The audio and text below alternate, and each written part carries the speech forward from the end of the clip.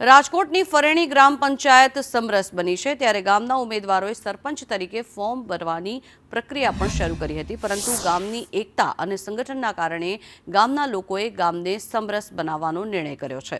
ફરણી ગામમાં બિનહરીફ મહિલા સરપંચ તરીકે ઇલાબેન શેખવા નિમાયા છે, ત્યારે ગામના સરપંચ અને સભ્યોએ ગામમાં વિકાસ થાય તેવો વિશ્વાસ વ્યક્ત કર્યો હતો।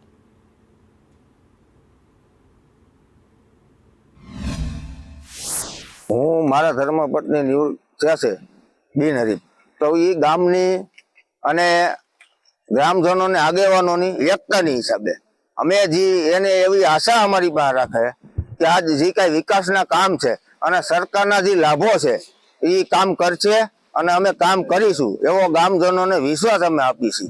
આજે ધોરાજી તાલુકામાં તમારું પહેલું કામ સમરસ થયું, તો બીજા જે આવનારી દિવસોમાં જ્યારે ચૂંટણી થાય ત્યારે લોકોને શું કહેશો?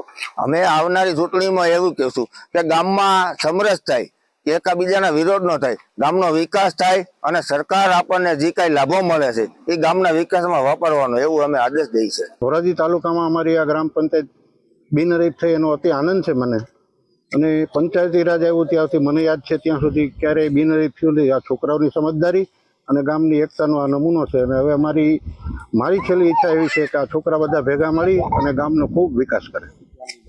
આજે જે સમરસ થયું છે ફરણી ગામ, શું કહેશો વિકાસના કામોને લઈને?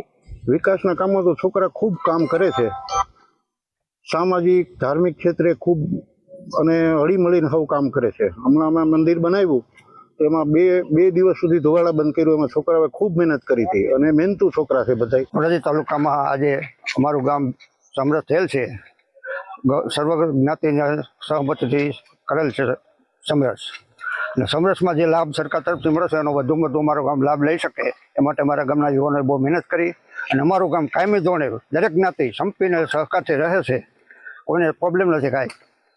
અને આ જે કાંઈ રકમ મળે એમાં ગામના નવયુવાનો બધા છે।